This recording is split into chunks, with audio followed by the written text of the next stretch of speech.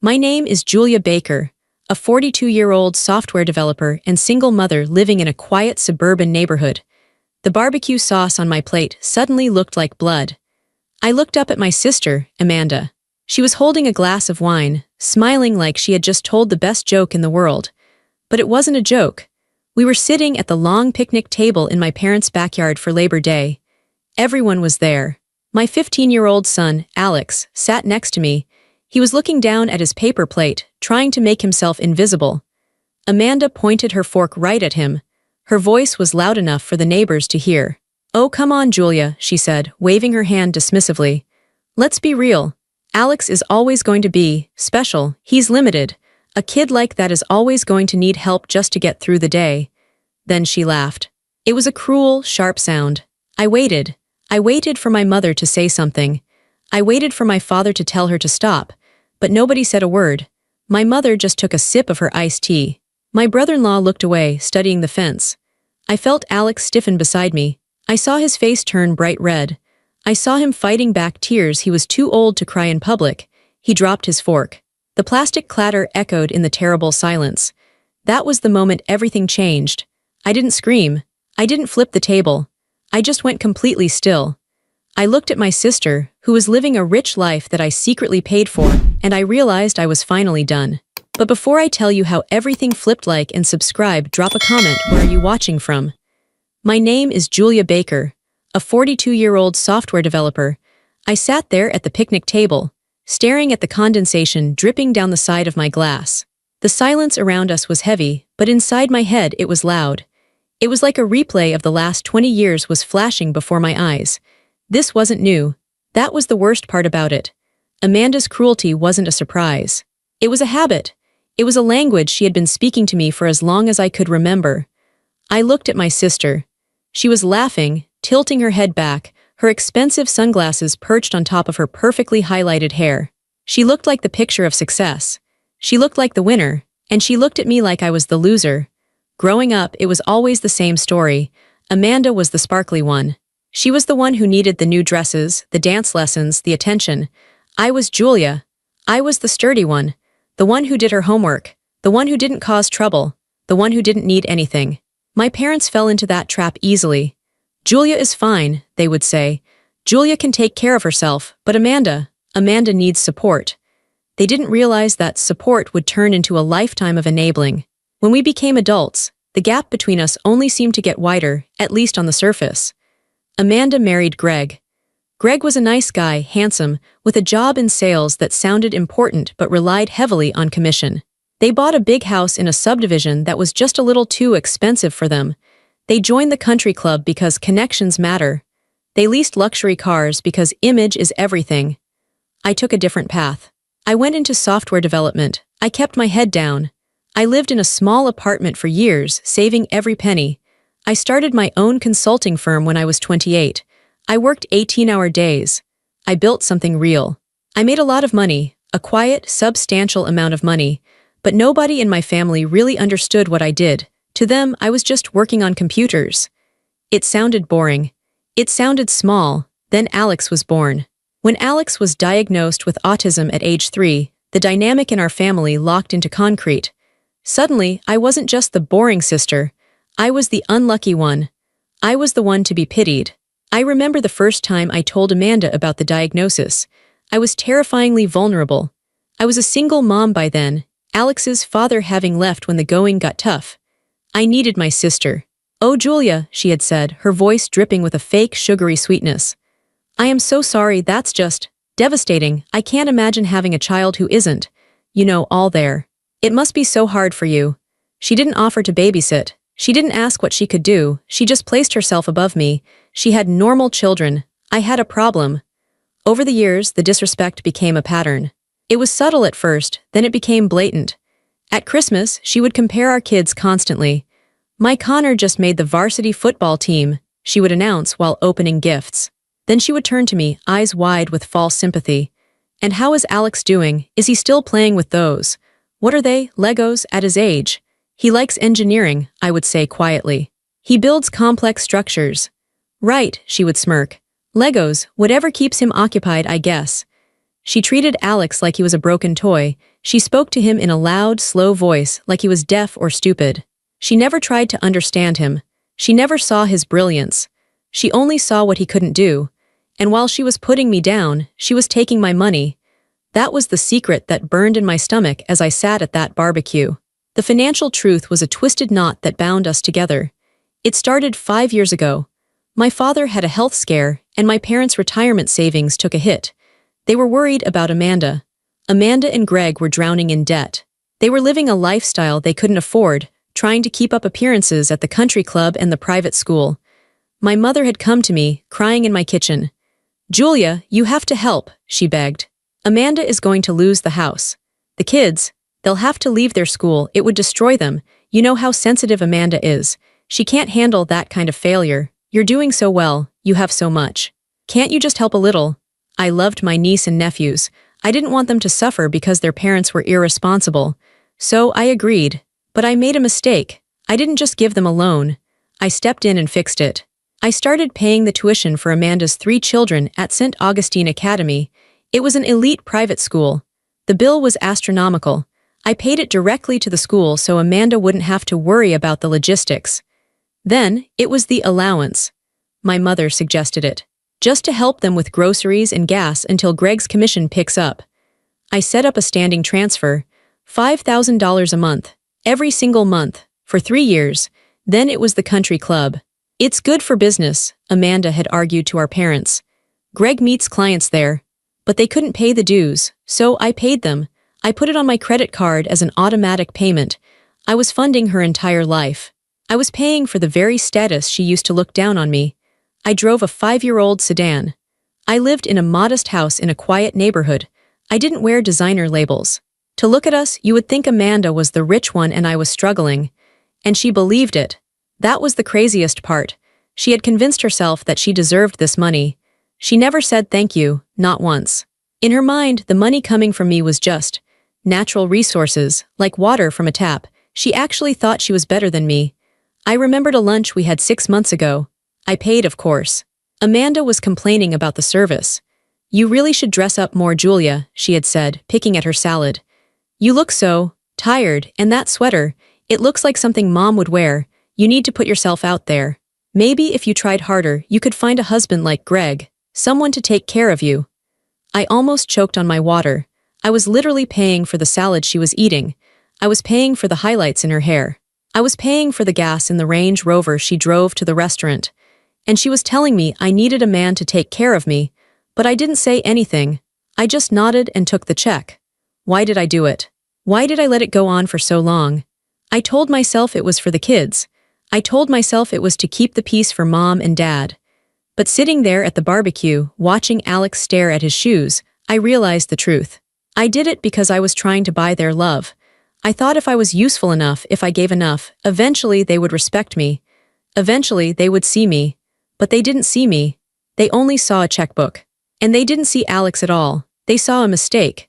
The heat of the afternoon sun felt suffocating. I looked around the table. My mother was chatting with Greg about golf. She was ignoring the insult Amanda had just hurled at my son. She was choosing peace over protection. She was choosing Amanda, just like she always did. I looked at my bank app on my phone under the table. I saw the pending transfer scheduled for the 1st of the month. $5,000. Destination, Amanda's checking. I felt a cold hardness settle in my chest. It wasn't rage. Rage is hot and messy. This was ice. This was clarity. They thought I was weak. They thought I was the doormat. They thought I was the single mom with the autistic kid who needed their pity and their social approval. They had no idea that I held the keys to their entire kingdom. The barbecue continued. The air smelled of charcoal and grilled meat, a smell that usually made me happy, but today it made my stomach turn. Amanda wasn't done. She had tasted blood with that first comment, and since nobody had stopped her, she wanted more. She was holding court at the end of the table. "I'm just saying," Amanda continued, her voice projecting like she was on a stage. "We have to be realistic about the future. It's not fair to give false hope." She looked directly at me again. "Julia, have you looked into group homes, for when he's older?" The chatter at the table died down again. This was a line. Even my father looked uncomfortable. He cleared his throat. "Amanda, let's not talk about this now. Why not? Amanda shrugged, taking a bite of a deviled egg. We're family. We should be able to talk about the hard stuff. I'm just worried about Julia. She's going to be burdened with him forever. He's never going to live independently. He's never going to have a real job. He's never going to get married. It's a life sentence. A life sentence. She called my son a life sentence. Next to me, Alex stood up. He moved abruptly, his knee hitting the table leg. The lemonade in his cup sloshed over the rim. I need to go to the bathroom, he mumbled. He didn't look at anyone. He just turned and walked fast toward the back door of my parents' house. His shoulders were hunched up around his ears. He walked with that stiff, rapid gait he used when he was trying to hold himself together. I watched him go. My heart broke into 1,000 sharp pieces. He's so sensitive, Amanda sighed, rolling her eyes. You coddle him, Julia, that's the problem. He needs to toughen up. The world isn't going to be nice to him. You're the one not being nice to him, I said. My voice sounded strange to my own ears. It was very low, very steady. Amanda laughed. I'm the only one being honest. Everyone else tiptoes around it. I'm just saying what everyone thinks. I stood up. Excuse me. I walked away from the table. I didn't run. I walked calmly toward the house. I could feel their eyes on my back. I could hear Amanda muttering something about me being dramatic. I went inside the cool, dark house. I walked down the hallway to the guest room where Alex usually went to hide during family gatherings. The door was closed. I knocked softly. Alex, honey, it's Mom. There was no answer. I opened the door. Alex was sitting on the floor in the corner between the bed and the wall. He had his noise-canceling headphones on. He was rocking back and forth rhythmically. His face was wet. He wasn't making a sound, but the tears were streaming down his cheeks. I sat down on the floor next to him. I didn't touch him right away. I knew he needed space when he was overloaded. I just sat there being a presence. After a few minutes, he took the headphones off. He looked at me with red, swollen eyes.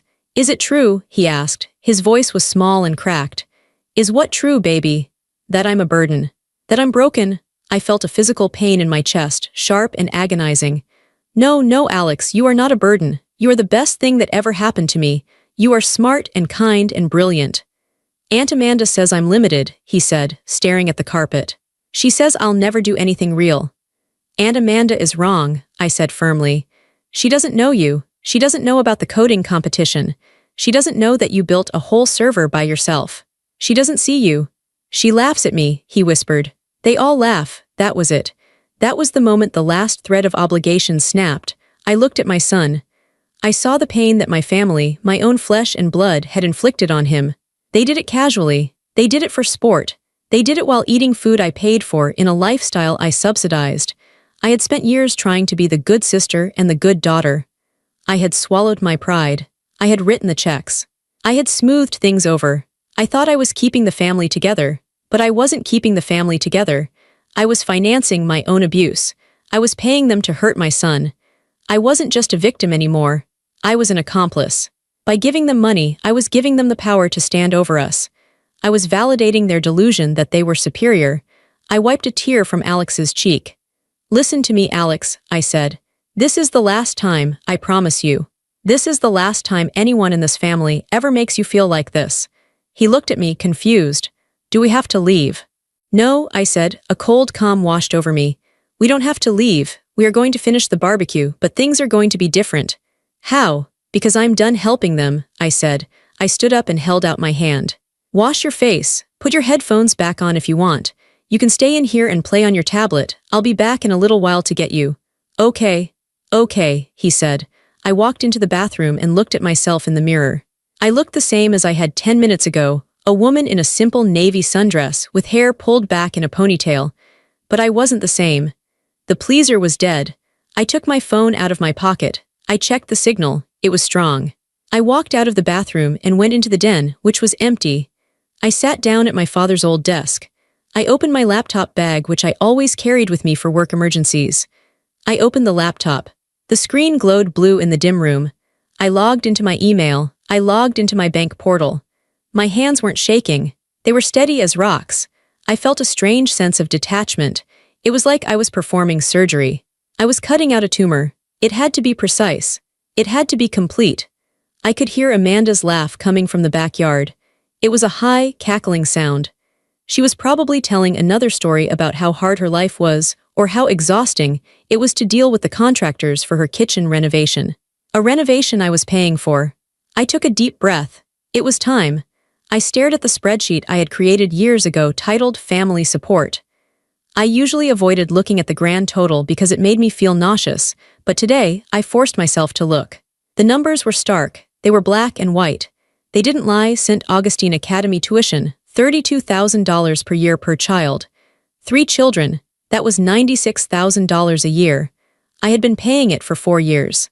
That was nearly $400,000. Just for school. I thought about the emails I got from the school. Thank you for your prompt payment, Miss Julia. They knew who paid the bills.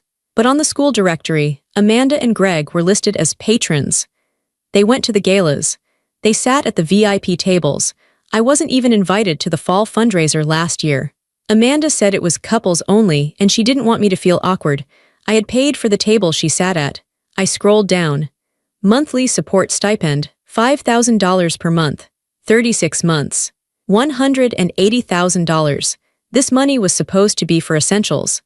But I knew where it went. I saw Amanda's Instagram. It went to trips to Cabo. It went to the new designer handbags she flaunted. It went to the Botox and the spa days. She called it self-care. I called it theft by guilt. She had told me once, Julia, money just isn't that important to you. You're a simple person. You don't need things like I do. I'm an aesthetic person. I need beauty around me to function. I had nodded then, feeling vaguely ashamed of my simplicity. Now, reading those numbers, I realized how manipulative that statement was. She had framed my financial responsibility as a lack of taste, and her greed as a refined sensitivity. I scrolled further. Country club membership, $15,000 initiation fee, $800 monthly dues. Bar tabs and dining minimums, average $500 a month. I looked at the latest charge on my credit card statement. Oak Haven Country Club, $450. That was from last weekend. They had gone to the Sunday brunch. I wasn't invited to that either. I had been keeping a secret ledger of my own exploitation. And the worst part was, I had kept it secret to protect their pride. I never told Greg that I was paying the tuition. Amanda made me promise. Greg is so proud, she had said. If he knew his sister-in-law was paying for the kids' school, it would crush him. Please, Julia. Let him think I'm handling it with my inheritance from Grandma. Grandma left us $5,000 each. That was gone in a week. So Greg walked around thinking he was providing this lavish life. He strutted around the barbecue, talking about the market and his investments. He was living in a fantasy world constructed entirely on my bank account. And my parents, they knew about the tuition. They knew about the monthly help. But they chose to forget it. It was inconvenient for them to acknowledge that their golden child was a financial failure and their boring daughter was the savior. If they acknowledged it, they would have to treat me with respect, and that would upset the family order. The total at the bottom of the spreadsheet was staggering. Over the last 5 years, I had given my sister nearly $750,000. $750,000. I could have bought a bigger house. I could have set up a trust fund for Alex. I could have retired early. Instead, I bought Amanda a fake life. And in return, she mocked my son. She told him he was broken. She told the world he was worthless. The transaction was over. The account was closed. I felt a surge of adrenaline. It wasn't fear, it was power. For years, I felt like I had no voice in this family. But I had the loudest voice of all. I just hadn't used it. Money is a language, and I was about to scream. I opened a new email draft. Recipient, Admissions Office, St. Augustine Academy CC, Bursar's Office Subject. Termination of tuition sponsorship. The Miller children. I typed quickly. My fingers flew across the keys. I didn't need to draft or edit. The words were ready. To whom it may concern, I am writing to formally notify you that I, Julia Baker, will no longer be responsible for the tuition payments for Connor Miller, Sarah Miller, and Braden Miller, effective immediately. Please cancel all automatic payments associated with my bank account, ending in 4590. Do not process the upcoming semester's tuition, which is scheduled for withdrawal on Monday. Please direct all future invoices and financial communications to the children's legal guardians, Amanda and Greg Miller. I have no further financial obligation regarding their enrollment. Sincerely, Julia Baker. I read it once. It was cold, it was professional, it was final. I hovered my mouse over the send button. If I sent this, the fallout would be nuclear. The kids would likely be kicked out within the month if Amanda and Greg couldn't pay. And I knew they couldn't pay. They didn't have $32,000. They probably didn't have $3,000. I thought about my nephew Connor. He was a nice kid, though he was starting to act entitled like his mother. Was it fair to punish him? Then I heard Amanda's voice drifting from the open window again. It's just hard to relate to Julia, she was saying. She's just so bitter. I think she's jealous of my life, honestly. She sees how happy we are, how normal our family is, and it eats her up. Jealous. She thought I was jealous. I clicked send. The little whoosh sound of the email sending was the most satisfying sound I had ever heard. I wasn't done. I opened my banking app. I went to scheduled transfers. I selected Amanda monthly support $5,000. I clicked cancel series. Are you sure? The app asked. Yes, deleted. I went to my credit card portal. I selected authorized users. I found Amanda Miller and Greg Miller. I clicked remove user. Card canceled immediately. I went to the Oak Haven Country Club website. I logged into the member portal using the login I paid for but never used. I went to billing. I removed my credit card information. I replaced it with the billing address for Amanda's house, leaving the payment field blank. They would get a bill in the mail next month. A bill they couldn't pay. It took me 12 minutes. In 12 minutes, I dismantled the entire infrastructure of Amanda's life. I closed the laptop. I put it back in my bag. I stood up and smoothed down my dress. I checked my face in the reflection of the window. I looked calm. I looked peaceful. I walked back out to the backyard. The sun was beginning to set. The fireflies were coming out. Amanda was eating a slice of key lime pie. She waved her fork at me when I walked out. Oh, there she is, she called out. Finally coming out of your cave. Come have some pie, Julia. Don't be such a sourpuss. I smiled. It was a genuine smile. It was the smile of someone who knows a secret. No thanks, Amanda, I said lightly. I'm not hungry. I sat down next to my mom. Is Alex okay? Mom asked quietly, looking guilty. He's fine, I said. He's watching a movie. Amanda didn't mean it, Mom whispered. You know how she is. She just speaks without thinking. Don't hold a grudge, Julia. It ruins the family dynamic. I'm not holding a grudge, I said honestly. I'm not angry at all. And I wasn't. The anger had evaporated. It had been replaced by anticipation. I watched Amanda laugh at something Greg said. She looked so comfortable. She looked so secure. She had no idea that the ground beneath her feet had already vanished. She was falling and she didn't even know it yet. I took a sip of my iced tea. It tasted sweet. So, Amanda said, looking at me, what were you doing inside for so long, working, even on a holiday? God, you really need to get a life, Julia. I was just taking care of some housekeeping, I said, cleaning up some old messes. Boring, she sang out. Maybe, I said, but necessary. I sat there for another hour. I watched the sun go down. I listened to them talk about their upcoming vacation to Martha's Vineyard. A vacation they were planning to put on the credit card I had just canceled. I listened to Greg brag about how he was going to upgrade his golf clubs. I listened to Amanda talk about how Connor needed a tutor for math, but only the best, obviously. I listened, and I didn't say a word. I didn't need to. The email was sitting in the inbox of the St. Augustine admissions director. The bank transfer had been stopped. The credit card was dead. Monday morning was going to be very, very interesting. Come on, Alex, I called out when it was time to go. Alex came out of the house, his headphones around his neck. He looked wary. He stayed close to me. Say goodbye to Aunt Amanda, my mom urged. Alex looked at Amanda. He didn't say anything. Cat got your tongue, Amanda teased. Whatever, bye kiddo, try to be more social next time. I put my arm around Alex's shoulder. I felt his tension. We're leaving, I said. See you at Sunday dinner, Mom asked. We'll see, I said. We walked to my car, my sensible 5-year-old sedan. We got in. I started the engine. Did you really mean it? Alex asked as we pulled out of the driveway. That you're done helping them? I really meant it, I said. What's going to happen? Consequences, I said. Real life is going to happen. I drove us home. For the first time in years, I didn't feel the heavy weight of dread in my stomach. I felt light. I went to sleep that night and slept like a baby. I knew the storm was coming. But for the first time, I wasn't the one standing in the rain. I was the one watching from the window. Monday morning arrived with a deceptively quiet sunrise. I woke up at 6:30 a.m. just like I always did. I made coffee. I made Alex his favorite oatmeal. I packed his lunch. My routine was exactly the same, but the air in the house felt different. It felt cleaner. I dropped Alex off at school. He seemed lighter today, too. Maybe he sensed that something had shifted, even if he didn't understand the mechanics of it. I went back home to my home office. I had actual work to do, client codes to check, a Zoom meeting at noon, but I couldn't focus. I sat there with my phone on the desk next to me, screen facing up. I was waiting. It didn't take long. At 9:15 a.m. the phone lit up. AMANDA. I watched it ring for a moment. I took a sip of my coffee, then I picked it up. "Hello," I said. My voice was calm. "Julia." Amanda's voice was high-pitched, bordering on a screech. She was breathing hard, like she had been running. "You need to call the bank right now. There's been some kind of massive screw-up." "What's wrong?" I asked, leaning back in my chair. "I'm at the school," she said.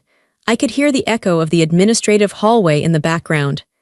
"I just dropped the kids off, and the bursar, Mrs. Gable, pulled me aside. She said the tuition payment for the semester was declined. She said the sponsorship was canceled." "Okay," I said. "What do you mean, okay?" Amanda yelled. "It's not okay, it's embarrassing. I'm standing here in the office and people are looking at me. You need to fix this immediately. Call them and tell them it was a mistake. Give them the card number again." "It wasn't a mistake, Amanda," I said. There was a silence on the other end. It was a stunned, thick silence. "What?" she whispered. "I canceled the payments," I said. I spoke slowly and clearly so there could be no misunderstanding. "I sent an email on Friday night. I am no longer paying for the children's tuition at St. Augustine." You what?" Her voice trembled. "Is this a joke?" "Because it's not funny, Julia. The semester starts today. They won't let them in class if the balance isn't cleared." "I know," I said. "That's how private schools work." "But why?" She sounded genuinely baffled. That was the thing about Amanda. She was so deep in her entitlement that the idea of me saying no didn't even compute. "You can't just do that, you promised." "I didn't promise a lifetime supply of money," I said. "I helped you when you were in a crisis. But the crisis is over. You and Greg have had years to get on your feet, and instead of getting on your feet, you've been standing on my neck." "I don't know what you're talking about," she snapped, her anger returning. "We are family, you have plenty of money. Why are you doing this to the kids? This is cruel, Julia, this is so petty."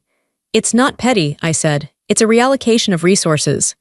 "Reallocation?" she scoffed. "You sound like a robot. What does that even mean?" "It means I'm investing in things that matter to me," I said. "And funding a lifestyle for someone who bullies my autistic son isn't on my list anymore." "Oh my God," she groaned. "Is this about the barbecue? Are you serious?" "Julia, it was a joke. You are so sensitive. You're ruining my children's education because you can't take a joke." "It wasn't a joke to Alex," I said. "And it wasn't a joke to me." "Fine," she yelled. "Fine, I'm sorry. Is that what you want? I'm sorry I hurt your feelings. Now fix the tuition."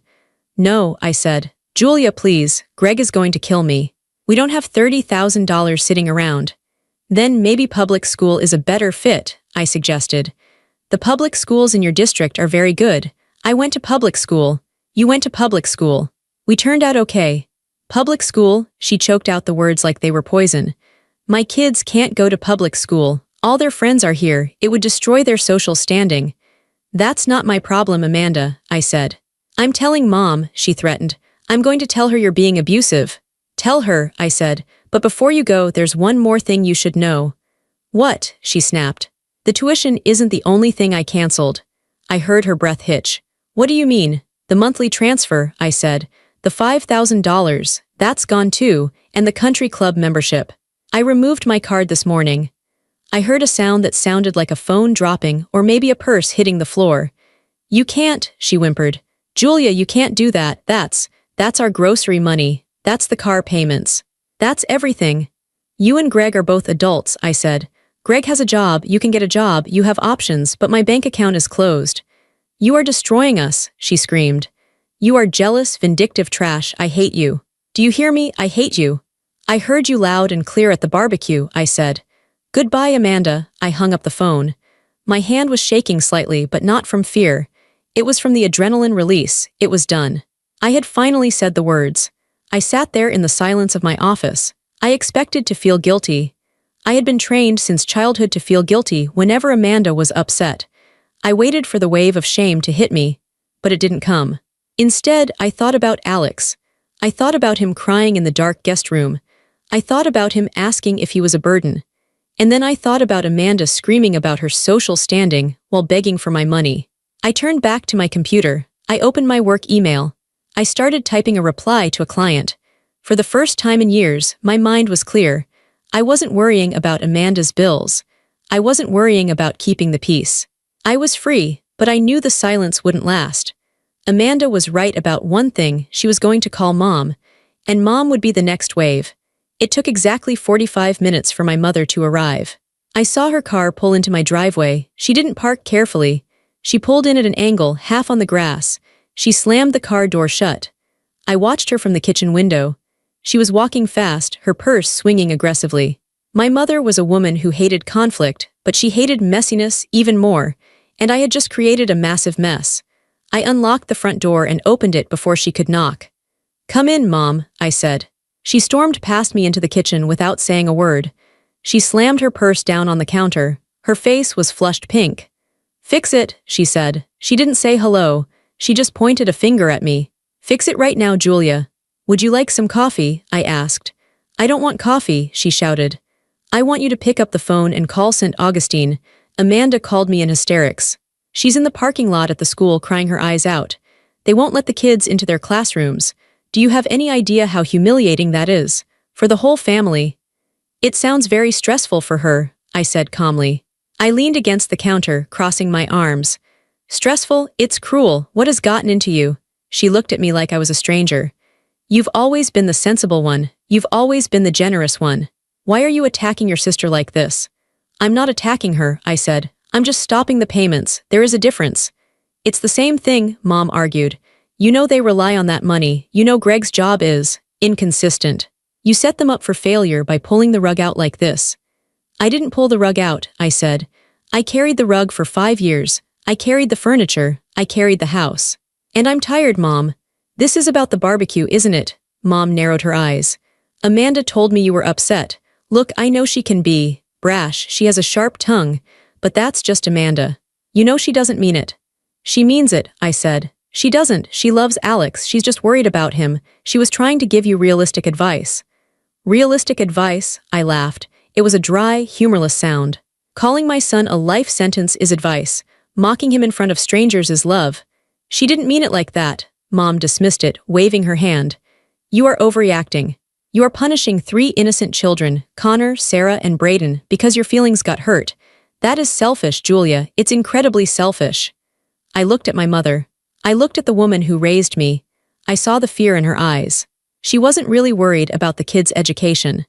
She was worried that the illusion of our perfect family was shattering. She was worried that if I stopped paying, Amanda's life would fall apart, and then she would have to deal with the mess. She wanted me to be the buffer. She wanted me to be the wallet and the punching bag so she could have peace. "Did Amanda tell you what she said to Alex?" I asked quietly. "I told you, she said she was sorry." "No," I said. "I'm asking you a specific question. Did she tell you exactly what she said to him?" Mom faltered. She made a comment about his future." "She looked at my 15-year-old son," I said, my voice steady but hard as steel, "and she told him he was limited. She laughed at him, she called him a burden, and when he got up to leave to hide his tears, she rolled her eyes and called him weak." I took a step closer to my mother. "And you sat there, Mom. You took a sip of your iced tea and you looked at the fence. You let her do it." The room went silent. The refrigerator hummed. A bird chirped outside. My mother's face paled. She opened her mouth to speak, but nothing came out. She knew it was true. "I have spent my entire life trying to buy my way into this family," I continued. "I thought if I paid for the school, and the club, and the house, that maybe you guys would respect me. Or at least you would respect my son, but it didn't work. You took the money and you still treated us like we were broken." "Julia," Mom's voice was softer now, wavering. "I am done paying for people who hurt my child," I said. "It's that simple. If Amanda wants a country club membership, she can pay for it. If she wants private school, she can get a second job. But I am not working 18 hours a day to fund a woman who abuses my son." Mom slumped against the counter. She looked old suddenly. The anger had drained out of her, replaced by a frantic anxiety. "But what are they going to do?" she whispered. "They can't afford that life, Julia. They'll lose everything." "Then they were living a lie," I said, "and it's time for them to wake up." "Greg will leave her," Mom said, her voice trembling. If the money stops, if the image cracks, he won't stay, you know how he is. If he leaves her because the money runs out, then he never loved her anyway, I said. And that's not my fault either. Mom looked at me for a long time. She was searching for the daughter she could push around, the daughter who would cave if she sighed loud enough. But that daughter wasn't there. You really aren't going to fix this, she said, realizing it for the first time. No, I said. I am fixing it. This is me fixing it. Mom picked up her purse. She moved slowly. She didn't look angry anymore. She looked defeated. I hope you know what you're doing, she said as she walked to the door. You're breaking the family apart. The family was already broken, I said. I just stopped painting over the cracks. She left. I locked the door behind her. I went back to the kitchen and poured the cold coffee down the sink. I washed the mug. I dried it. I put it away in the cupboard. I felt a profound sense of loneliness, but it wasn't a bad loneliness. It was the loneliness of a clean slate. I had stood my ground. I had protected my son. And for the first time in my life, I respected the woman I saw in the mirror. The next 2 weeks were a blur of chaos for everyone except me. I stayed in my lane. I focused on my work. I focused on Alex. We went to the movies. We cooked dinner together. We worked on his coding project. Our house was peaceful, but outside our walls the storm was raging. I heard about it through the grapevine and from the few frantic text messages I received from my father, who was trying to mediate but failing. The consequences hit Amanda and Greg like a freight train. First, it was the school. St. Augustine didn't play games. When the tuition wasn't paid by Wednesday, the children were administratively withdrawn. Amanda tried to make a scene, tried to blame a banking error, but the school had my email. They knew the money wasn't coming. On Thursday, I saw Amanda's SUV in the parking lot of the local public middle school. She was wearing sunglasses and a hat, trying to hide. She had to enroll them. She had no choice. Rumors started flying around town. In our small suburban community, news travels fast. People were whispering. Why did the Miller kids switch schools in the middle of the week? Did Greg lose his job? Did they go broke? Amanda, who had spent years curating an image of perfection, was suddenly the subject of pity and speculation. Then came the bills. Without my $5,000 monthly deposit, their bank account went into the red almost immediately. Their mortgage payment bounced. Their car lease payments were overdue. I learned later that Greg tried to keep the country club membership. He went there on Saturday to play golf, trying to pretend everything was normal. But when he tried to order drinks at the turn, the bartender quietly told him his account was suspended for non-payment and lack of a valid credit card. Greg had to walk back to the clubhouse in front of his golf buddies, pack up his bag, and leave. The humiliation must have been crushing. I ran into them once, about 10 days after the barbecue. It was at the grocery store. I was in the produce aisle picking out apples. I turned the corner and saw Amanda. She looked different. Her hair wasn't perfectly blown out. She was wearing yoga pants and a sweatshirt, not her usual casual chic designer wear. She looked tired. She had dark circles under her eyes. She saw me. She froze. I didn't run. I didn't hide. I just nodded at her. Hello, Amanda. She looked at my cart. She looked at me. For a second I thought she was going to scream. I thought she was going to throw a jar of pasta sauce at me, but she didn't. Her shoulders slumped. She looked at the generic brand cereal in her own cart. You really did it, she said softly. Her voice sounded hollow. I did, I said. Greg is sleeping in the guest room, she said. It was an admission she clearly didn't want to make but couldn't hold in. He blamed me. He said I should have been nicer to you. He's right, I said simply. She flinched. We sold the Range Rover yesterday. We're down to one car. I'm sorry it's hard, I said, and I meant it. I didn't enjoy her suffering. I just refused to prevent it anymore. But you'll figure it out. You're smart, she laughed bitterly. I don't feel smart, I feel like a fool. Well, I said, that's a start. I pushed my cart past her. I didn't offer to pay for her groceries. I didn't offer to fix it. I just kept walking. Meanwhile, in my house, something beautiful was happening. Alex was thriving. Without the pressure of the family judging him, without the fear of the next barbecue or holiday dinner where he would be mocked, he was opening up. He had entered a regional coding competition for teenagers.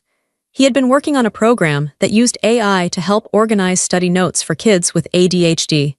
It was brilliant. The night of the competition, I sat in the auditorium of the local university. I watched my son walk onto the stage. He was wearing a button-down shirt I had ironed for him. He looked nervous, but he stood tall. He took the microphone. He didn't stutter. He explained his code. He demonstrated the interface. He answered questions from the judges. He was articulate, he was funny, he was confident. This was the boy my sister called limited. This was the boy she said would always need help. He didn't need help, he just needed to be seen. When they announced the winners, Alex took first place in his category. The crowd cheered. I stood up and clapped until my hands hurt. I was crying, but they were happy tears. We went out for pizza afterwards. Alex held his trophy on his lap in the booth. "Mom," he said, taking a bite of pepperoni pizza. Do you think Aunt Amanda knows about this?" "I don't know," I said. "I wish she knew," he said. "Not so I can be mean, but just so she knows I'm not stupid." "She knows you aren't stupid, Alex," I said. "She was just trying to make herself feel big by making you feel small. That's what bullies do." "I feel big now," he said, grinning. "You are big," I said. "You're huge." 2 weeks and 2 days after the barbecue, on a rainy Tuesday evening, my doorbell rang. I wasn't expecting anyone. I checked the peephole. It was Amanda. She was standing on the porch, holding a cheap umbrella that was turned inside out by the wind. She was soaking wet. I opened the door. "Can I come in?" she asked. Her voice was quiet. There was no arrogance in it, no demand, just a request. I stepped back. "Sure." She walked into the foyer. She dripped water onto the hardwood floor. She looked around my house like she had never seen it before. My house was small, but it was warm. It smelled like vanilla candles and dinner. It felt like a home. "I can get you a towel," I said. "No," she said. "I'm okay, I needed to talk to you." We went into the kitchen. I sat at the table. She sat opposite me. She didn't ask for coffee. She just clasped her hands together on the table. Her nails, usually perfectly manicured, were chipped. "We put the house on the market today," she said. I nodded. "I heard. We can't afford the mortgage," she said. "We're going to rent a townhouse over on the east side. It's smaller, much smaller." "The east side is nice," I said. "Yeah," she breathed out. She looked down at her hands. "Greg is staying." For now, we had a long talk. A really long talk. Without the money, without the distractions. We actually had to talk to each other. It was ugly, but it was real. She looked up at me. Her eyes were red-rimmed. "I wanted to hate you, Julia. For the first week, I just walked around cursing your name. I told everyone you were a monster." "I know," I said. "But then," she paused, swallowing hard. "Then I looked at my kids. Connor came home from the public school yesterday. He was crying because he didn't have the right shoes. He said the other kids made fun of him." She wiped a tear from her cheek. "And I realized, that's what I did to Alex. I realized that my son was feeling exactly what I made your son feel, and it broke my heart." I stayed silent. I let her speak. This was the first time in her life she was doing the emotional work. "I was jealous of you," she said. The words came out in a rush, like she had to vomit them up. "Jealous?" I asked, genuinely surprised. "Amanda, you had everything. You were the golden child." "I had the attention," she corrected. "But you had the independence. You had the career. You built something. I just married well and spent money. I never did anything myself. I felt so useless next to you. So I tried to make myself feel better by pretending I was above you. By pretending my kids were better than yours." She looked me in the eyes. "I targeted Alex because he was an easy target, and that makes me sick. I look at myself now and I see a bully. A grown woman bullying a child." She started to cry, not the fake, pretty crying she used to do to get her way with Dad. This was ugly, heaving sobbing. "I am so sorry, Julia. I am so sorry. I don't want the money back. I don't expect you to fix anything. I needed you to know that I know I was wrong." I watched her cry. I felt a softening in my chest. It wasn't total forgiveness, that would take time. But it was the beginning of peace. "Thank you for saying that," I said. Just then, Alex walked into the kitchen. He was holding his trophy from the competition. He stopped when he saw Amanda crying. He looked at me unsure. "It's okay, Alex," I said. "Aunt Amanda is just visiting." Amanda wiped her face frantically, trying to compose herself. She turned to look at Alex. She saw the trophy. "What's that?" she asked, her voice thick. Alex hesitated.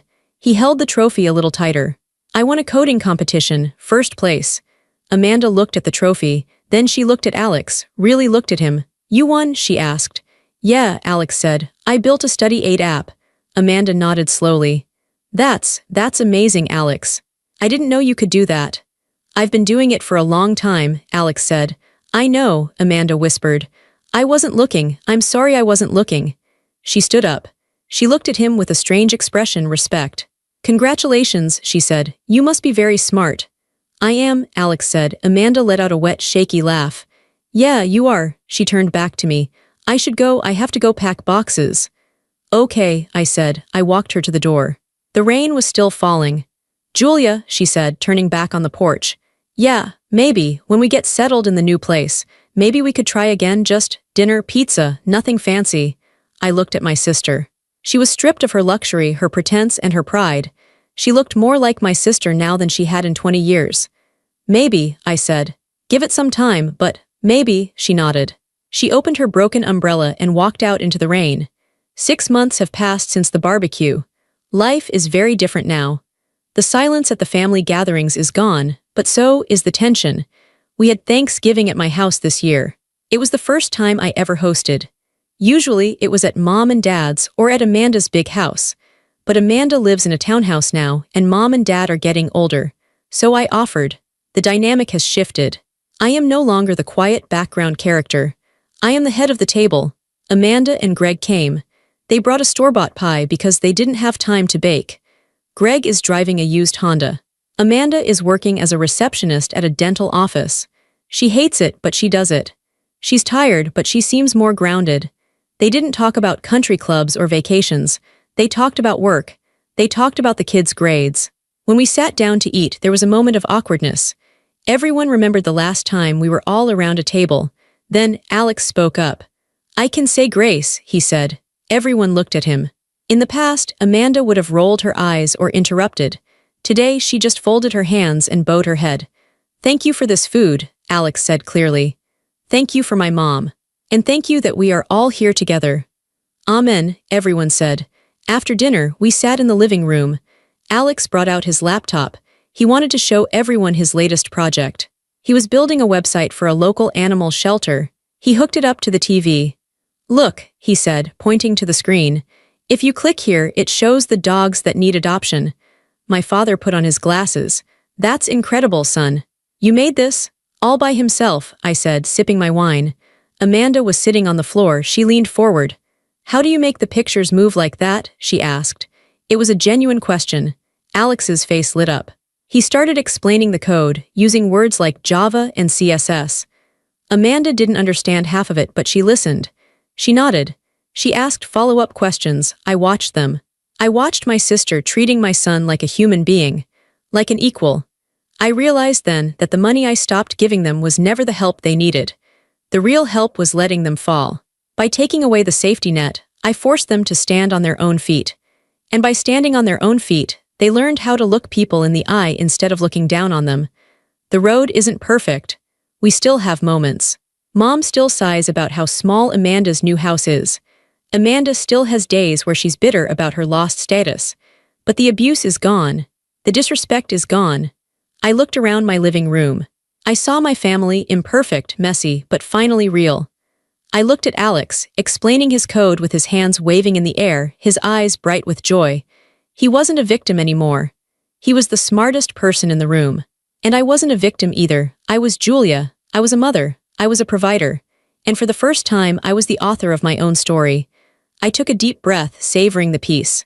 It had cost me a lot of money over the years to learn this lesson, but the refund, the self-respect I got back, was worth every penny.